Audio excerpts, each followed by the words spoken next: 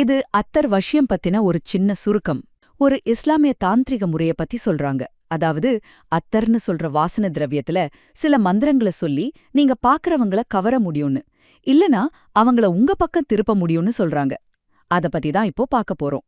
முதல்ல இதுக்குன்னு ஒரு முறை இருக்கு.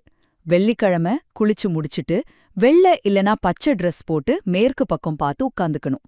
அப்புறம் மல்லிகைப்பூ அத்தர், ஆல்கஹால் இல்லாத ரோலான் டைப் அத்தர் எடுத்து அது மேல பிஸ்மில்லாஹிர் ரஹ்மானிர் ரஹீம், அப்புறம் லா இலாஹ இல்லல்லாஹு முஹம்மதுர் ரசூலுல்லாஹி, இந்த மாதிரி சில அடிப்படை இஸ்லாமிய மந்திரங்கள ஒவ்வொன்னையும் 100 தடவை சொல்லி அந்த அத்தர் பாட்டில்ல ஊதணும்.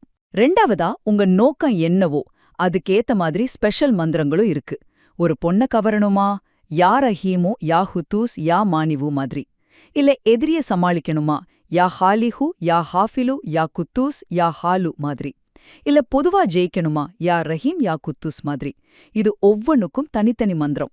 அதையும் 100 தடவை சொல்லி அதே அத்தர்ல சக்தியை ஏத்தணும். கடைசியா இப்படி மந்திர சக்தி ஏத்துன அத்தர பூசிக்கிட்டு நீங்க யார பார்க்கணுமோ அவங்கள நேர்ல போய் பார்க்கும்போது அந்த வாசனை அவங்க மனச மாத்தி உங்களுக்கு சாதகமா ஒரு நிலைமைய உருவாக்கும்னு நம்புறாங்க.